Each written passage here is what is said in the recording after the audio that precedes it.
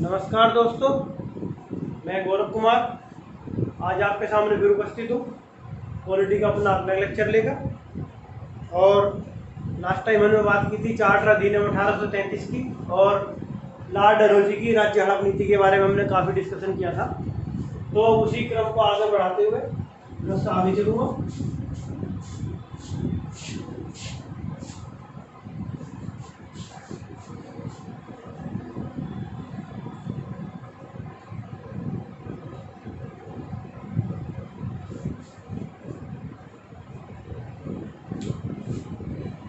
दोस्तों आज हम बात करेंगे 1853 चार्टर अधिनियम की। 1853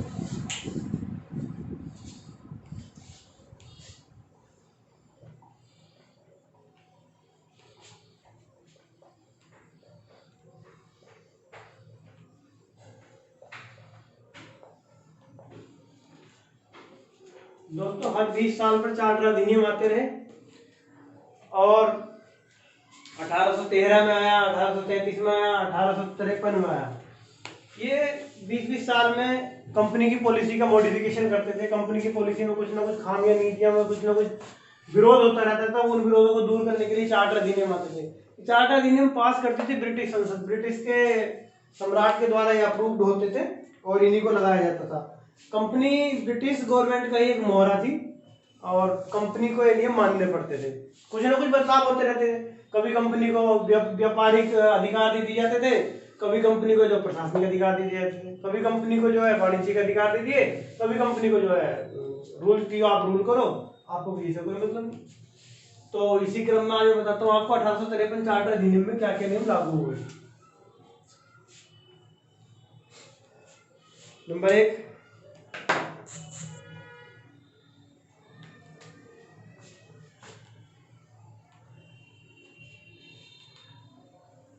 गवर्नर जनरल के विधायी और प्रशासनिक कार्यों का पृथक्करण।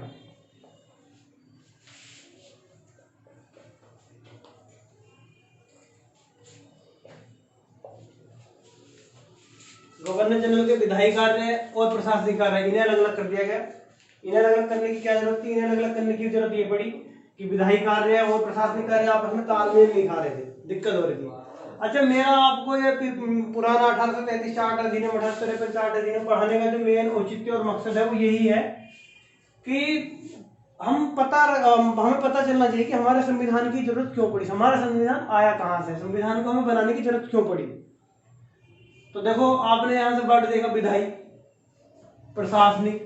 तो प्रशासन को चलाने के लिए, प्रशासन को सुचारू रूप से चलाने के लिए हमें जो है संविधान की जरूरत पड़ती।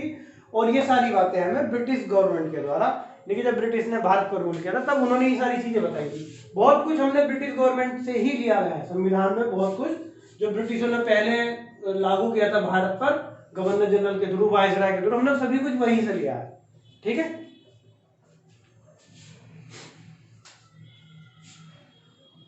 नंबर 2, गवर्नर जनरल की इन्होंने एक विधायी परिषद बना दी। क्या बना दी? विधायी परिषद। और परिषद में देखो, परिषद वर्ड आज भी आपके सामने, विधान परिषद वर्ड आता है ना संविधान में आपके सामने, विधान परिषद जो वर्ड है वो परिषद वर्ड जो पुराने चार्टर अधिनियम से लिया गया है। पर ये हमारे विधान परिषद जो है ये कई राज्यों में लागू होती है, 6 राज्यों में लागू होती है हमारे विधान परिषद। ठीक है। तो परिषद वर्ड जो है ये वहीं से लिया गया है। तो परिषद में 6 नए सदस्य जोड़े थे।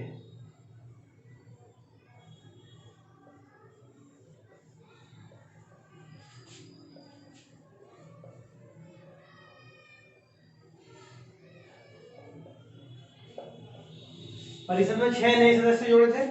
और कौन कौन से जोड़े थे सुन लो जरा। नई विधान परिषद का जब गठन किया था तो उसमें 6 नए सदस्य जोड़े थे। या नई वर्ड लिख लो, नई परिषद का जब गठन हुआ था तो 6 नए सदस्य जोड़े थे।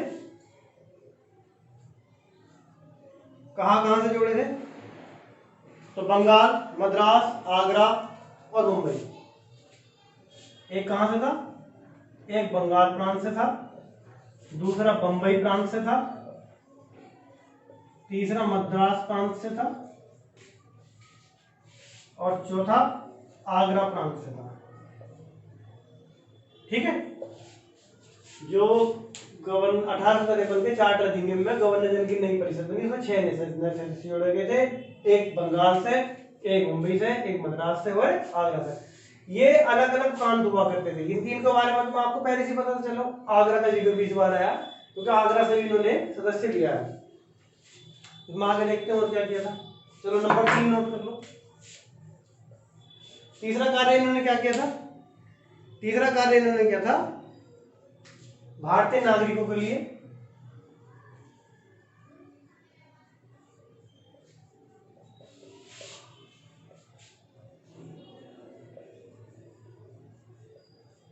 सिविल सेवा में खुली प्रतियोगिता का आयोजन।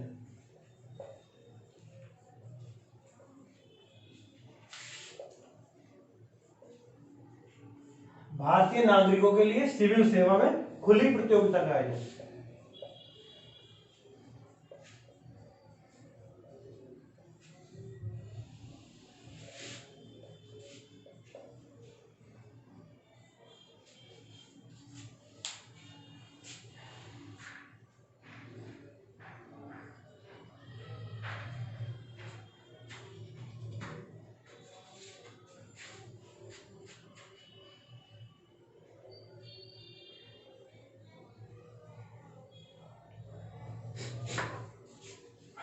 दोस्तों, ये जो नई विधान परिषद बनाई थी ना, परिषद, ये परिषद क्या करती थी?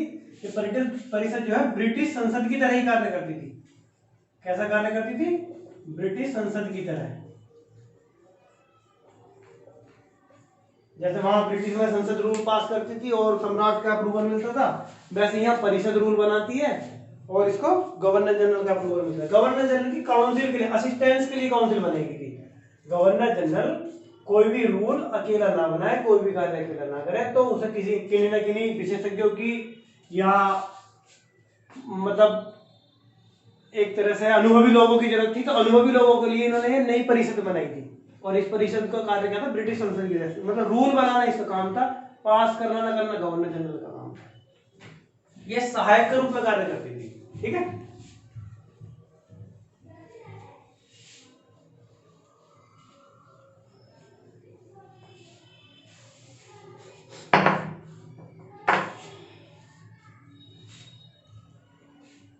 लास्ट टाइम मैंने आपको बताया था डलहौजी के, जब मैं डलहौजी को आपको पढ़ा रहा था, लाल डलहौजी के राज्य हालात में थी, तब मैंने उसमें आपको बताया था, लेकिन मैं फिर बता रहा हूँ। इसी चार्टर अधिनियम के अंतर्गत 1854 में क्या हुआ था? 1854 में मैंने आपको बताया था लास्ट टाइम, मेघालय आयोग का गठन।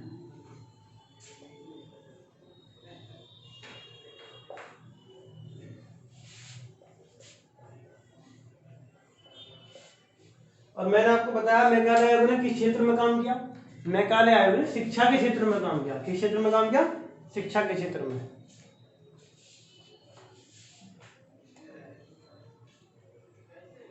(1853) के चार्टर अधिनियम में इतना काफी कुछ है। उसके बाद हम देख लेते हैं, मैंने आपको लास्ट टाइम लॉर्ड डलहौजी की राज्य हड़प नीति तक पढ़ा दिया था, 56 तक, कि उन्होंने 48 में 17, 49 में जैतपुर, संबलपुर, 50 में आपका कौन सा बघाट स्टेट का राज्य हड़प किया था। उसके बाद 1852 में क्या किया था? 1852 में उदयपुर को हड़पा था। फिर 53 में क्या किया था? झांसी राज्य को हड़पा था। 54 में क्या किया था? 54 में नागपुर पे कब्जा किया था। 55 में क्या किया था? 55 में इन्होंने करौली। और 56 में लास्ट टाइम क्या किया था? एक राज्य और है 56 में, उसका राज्य हड़प किया था, राज्य हड़प नीति लगा। ठीक है, लॉर्ड डलहौजी के बाद कौन थे? छठा 8वें राज्य में आपको बताया था कौन सा था वो, इसका हड़प किया था? वो था आपका अवध। 56 में किसका कब्जा किया था? अवध का। उसके बाद लॉर्ड डलहौजी के बाद कौन आए थे? ये थे लॉर्ड कैनिंग। कौन आए थे?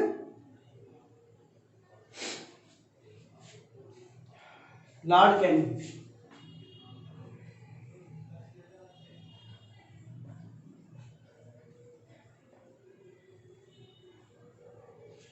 देखो, इन गवर्नर जनरल को पढ़ाने का मकसद, वायसराय को पढ़ाने का मकसद 1700 73 के रेगुलेटिंग एक्ट से मुझे इस व्यवस्था को चलाने का मकसद केवल यही है कि हमारी पॉलिटी में कहाँ कहाँ से क्या क्या व्यवस्था ली गई उन्हें आपको बताया जाए। पॉलिटी जो है इन्हीं गवर्नर जनरल के, इन्होंने कैसे कैसे रूल किए, कैसे कैसे शासन किए, उसी चीज को बताया गया पॉलिटी में। और यही ये बेस है कि किस किस गवर्नर जनरल ने क्या क्या कार्य किए। और आजकल काफी क्वेश्चन बहुत ही अंदर से इनमें डीपली पूछे जाते हैं।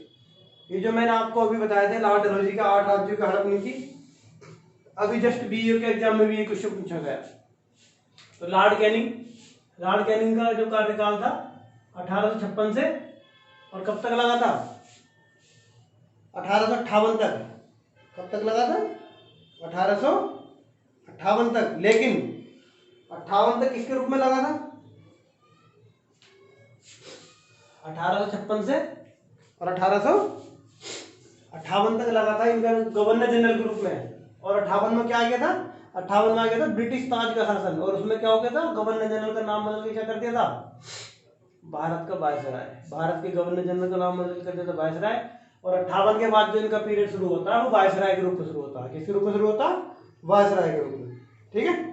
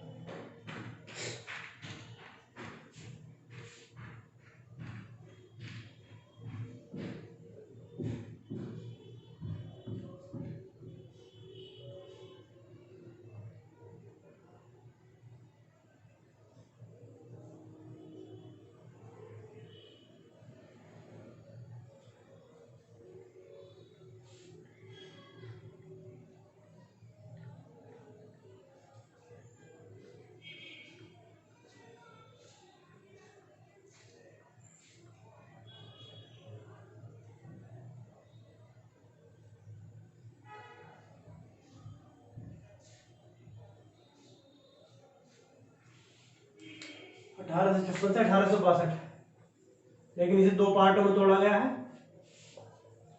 1856 से 1858 तक ये क्या रहे, भारत का गवर्नर जनरल। और 1858 से 1862 तक ये क्या बन गए, भारत का वायसराय। तो भाई यहां से दो क्वेश्चन बन जाएंगे। लॉर्ड कैनिंग का टाइम पीरियड 1856 से 1862 तक। 1856 से 1858 तक ये रहे भारत के गवर्नर जनरल। और 1858 में आ गया था ब्रिटिश ताज का शासन कि ब्रिटिश गवर्नमेंट अब कैसे रूल करेगा। अब कंपनी का सब काम खत्म हो जाएगा और ब्रिटिश अपना काम शुरू कर देगा 1858 के बाद। ठीक है। तभी 1858 से 1862 तक भारत का वायसराय बन जाएगा। पूछा जाए भारत का अंतिम गवर्नर जनरल कौन था, तो लॉर्ड कैनिंग था।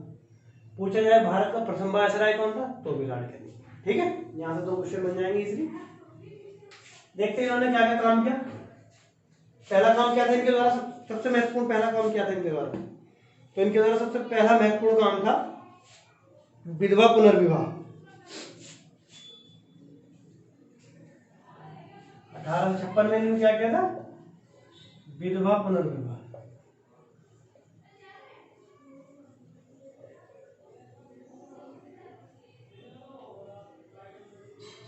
ठीक है। उस समय हमारे देश में भी अनेक समाज सुधारक हुए हैं, जैसे राजा राम मोहन राय हुए हैं, ये काफी आंदोलन चलाते थे। दयानंद सरस्वती हुए हैं, ये भी चला रहे थे। आपके वेस्ट बंगाल में ये बोस साहब थे, घोष साहब थे, काफी लोग थे जो आंदोलन चला रहे थे। और इनके आंदोलन क्या थे कि छोटे स्तर पे चलते थे, दमन कर दिया था जिनका अंग्रेजों के द्वारा। लेकिन यहाँ पर 1856 में विधवा पुनर्विवाह इसको सपोर्ट किया था लॉर्ड कैनिंग ने। किसने किया था, लॉर्ड कैनिंग ने। और अंग्रेजों के द्वारा बनाए गए रूल ही उस समय लागू होते थे। जो अंग्रेजों ने यस कर दिया तो यस है और नो कर दिया तो नो, दमनकारी नीति थी। ठीक है। 1857 में क्या हुआ था भाई, लॉर्ड कैनिंग के टाइम पे 1857 में हुआ था विद्रोह।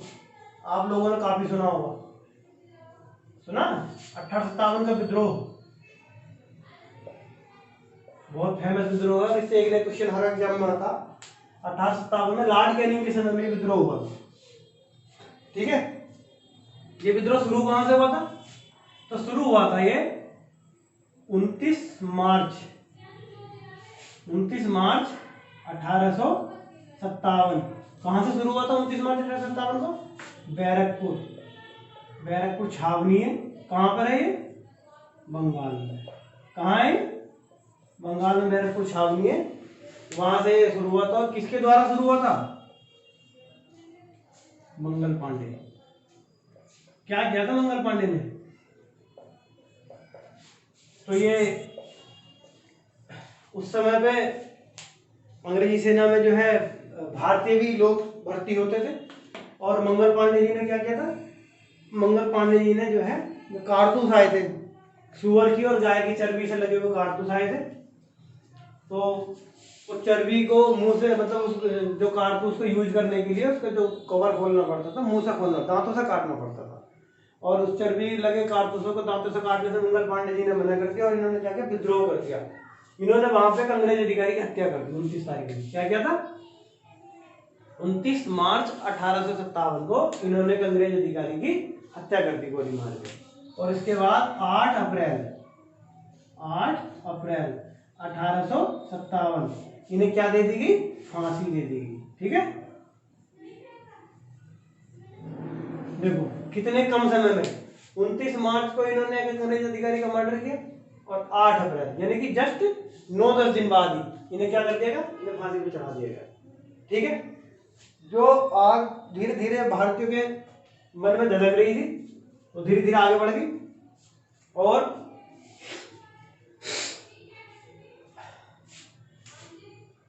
यहां से बेसिक शुरुआत यहीं से मानी जाती है 1857 के विद्रोह की।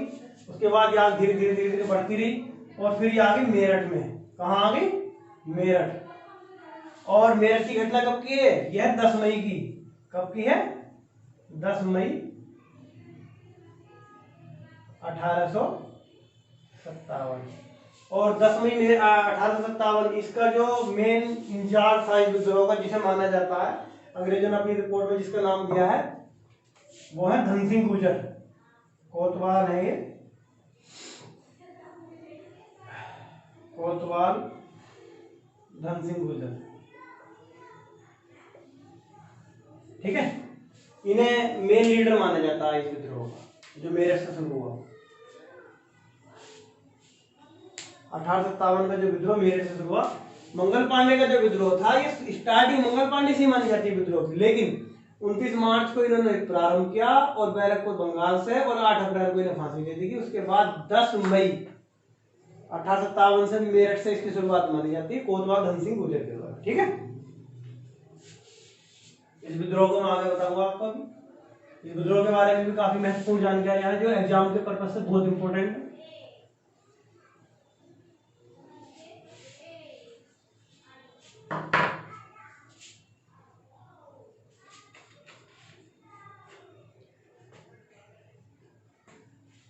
मेरठ में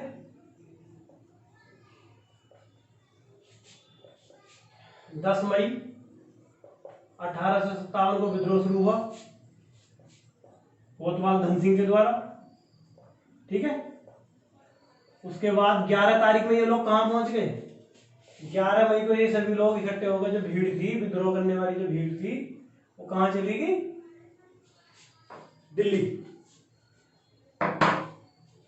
11 मई को ये सभी लोग कहां पहुंच गए? दिल्ली पहुंच गए। और दिल्ली जाके इन्होंने क्या कर दिया? दिल्ली जाके इन्होंने बहादुर शाह जफर को बादशाह घोषित कर दिया। आपने पढ़ा होगा, ये जो मुगलों का टाइम था उसका अंतिम बादशाह यही था, बहादुर शाह जफर। तो इसको बादशाह घोषित कर दिया इन्होंने दिल्ली जाके। अब अंग्रेजों के सामने क्या थी? चुनौती थी। चुनौती कैसे थी? देखो, झांसी को राज्य हड़प नीति से डलहौजी ने 1853 में हड़प लिया था। झांसी के लोग भी अंदर खान ने जो है विरोध कर रहे थे, गवर्नर जनरल का विरोध ही तो कर रहे थे। झांसी के लोग अंदर कर रहे थे, अवध के लोग कर रहे थे, सतारा महाराष्ट्र के लोग कर रहे थे। जहां जहां राज्य हड़प नीति लगी वो सभी लोग तो फ्रंट से मतलब एकदम इनके खिलाफ हो गए थे। तब ये विद्रोह धीरे धीरे भड़कना शुरू हो गया, जहां तहां भड़कना शुरू हो गया और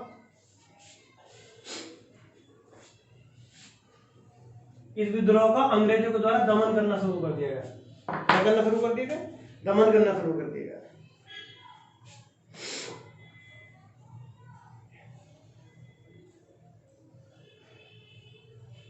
देखो कहां कहां से किस किसने इस अंग्रेज शुरुआत की वो सुन लो। कानपुर, कानपुर से नाना साहब, इनके साथ है तांत्या टोपे। कौन थे? नाना साहब ने शुरुआत की, उनके साथ है तांत्या टोपे।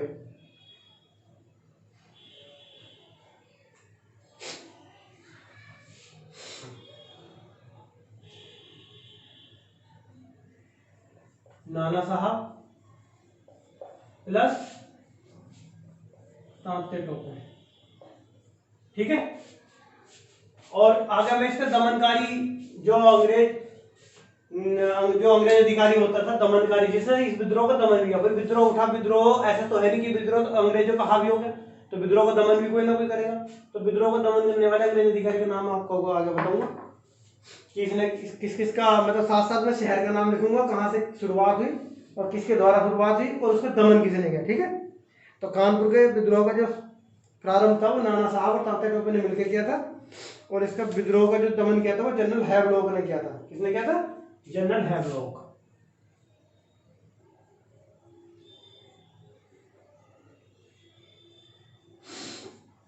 नोट करना चाहो आप नोट कर सकते हो। उसके बाद अवध, ये अवध आपका लखनऊ के आसपास का एरिया बना जाता है अवध।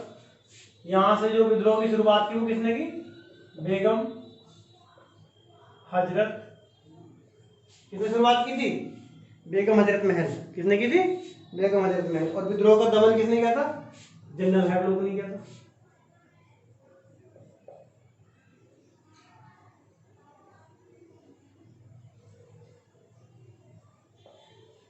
ठीक है।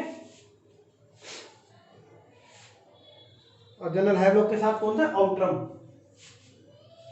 जनरल हैवलॉक के साथ थे इसमें आउट्रम।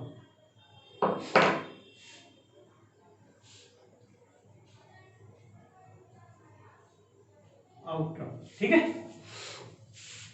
ये हो गया अवध। उसके बाद कहां से विद्रोह शुरू हुआ? उसके बाद झांसी से हुआ, झांसी और ग्वालियर। रानी लक्ष्मीबाई ने विद्रोह शुरू किया था, ठीक है भाई। जब रानी लक्ष्मीबाई का ये राज्य हड़पने की लगा रहे थे, तब रानी लक्ष्मीबाई ने शुरू किया था झांसी से। ये काफी टाइम चला था, और ये झांसी और ग्वालियर दोनों ही जगह रानी लक्ष्मीबाई के लिए मानी जाती है, इसलिए झांसी के साथ ग्वालियर भी लिख लेते हैं।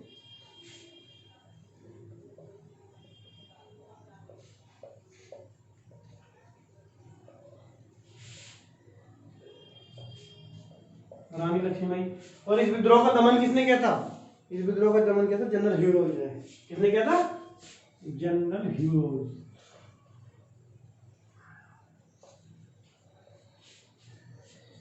ठीक है। उसके बाद जगदीशपुर बिहार, जमींदार कुंवर सिंह।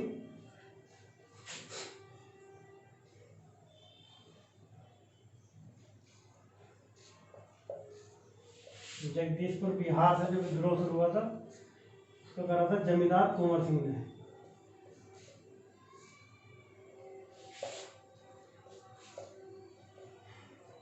और इसका अंत किसने किया था? William Taylor. किसने किया था? William Taylor. प्लस इनके साथ एक और कौन थे? मेजर विसेंट आयर। मेजर विसेंट आयर।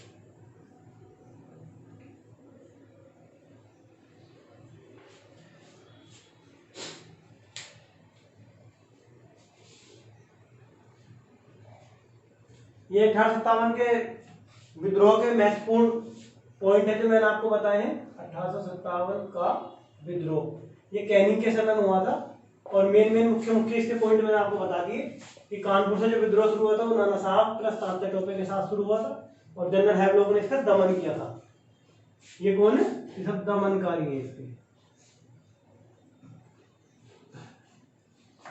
ठीक है। उसके बाद अवध बेगम हजरत महल के द्वारा शुरू किया गया था। और दमन किसने किया था? दमन किया था जनरल हैवलॉक के साथ आउटरम ने। झांसी ग्वालियर से रानी लक्ष्मीबाई ने शुरू किया था और दमन किया था जनरल हीरोज ने। जगदीशपुर बिहार से शुरू किया था जमींदार कुंवर सिंह ने। और विद्रोह किया था विलियम टेलर और मेजर विकेट आयर ने। ठीक है। जब 10 मई 1857 को मेरठ में विद्रोह शुरू हुआ, मेरठ की जनता 11 को वहां पहुंच गई थी दिल्ली 11 मई को, और उन्होंने जाके बहादुर शाह जफर को बादशाह घोषित कर दिया था। तब उस विद्रोह का जो दमन हुआ था वो सितंबर 1857 में हुआ था। कब हुआ था? सितंबर। ये कहाँ का था? दिल्ली का। भाई बहादुर शाह जफर कहाँ बैठते थे? दिल्ली। दिल्ली का जो विद्रोह का अंत हुआ था वो सितंबर 1857 हुआ था। और किसने किया था? जनरल हडसन ने। General Hudson. दोस्तों आज के समय में जो एग्जाम में क्वेश्चन पूछे जाते हैं वो बहुत ही मॉडरेट टाइप के क्वेश्चन पूछने लगे हैं। जैसे कानपुर का विद्रोह सभी जानते हैं, नाना साहब तात्या टोपे ने प्रारंभ किया था। लेकिन क्वेश्चन अब इससे रिलेटेड नहीं पूछा जाता।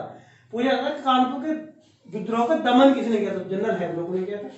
अवध के विद्रोह का दमन किसने किया था? जनरल हैवलॉक प्लस आउटरम ने किया था। झांसी और ग्वालियर का जो विद्रोह रानी लक्ष्मीबाई के समय में शुरू हुआ था, इसका दमन जनरल हीरोज ने किया था। जगदीशपुर बिहार से जो विद्रोह शुरू हुआ था कुंवर सिंह के द्वारा, इसका दमन William Taylor plus Major Vincent Eyre ने किया था। और दिल्ली जो विद्रोह पहुंचा था उसका प्रारंभ, दिल्ली वाले का जो दमन हुआ था सितंबर 1857 में जनरल हडसन ने किया था। किसने किया था? जनरल हडसन ने।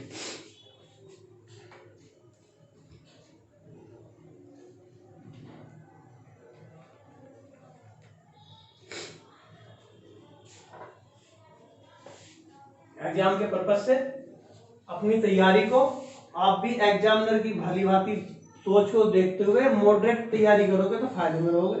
मॉडरेट तैयारी का मतलब ये है जो क्वेश्चन पहले पूछे जाते थे वो क्वेश्चन अब नहीं पूछे जाते। लीग साइड के क्वेश्चन पूछता है, पहले नॉर्मल क्वेश्चन पूछ रहे थे कहाँ से विद्रोह शुरू हुआ और किसने किया विद्रोह शुरू। लेकिन अब पूछा जाता है विद्रोह तो शुरू हुआ लेकिन विद्रोह का दमन किसने किया। अब क्वेश्चन थोड़ा सा अलग पूछते हैं एग्जाम में।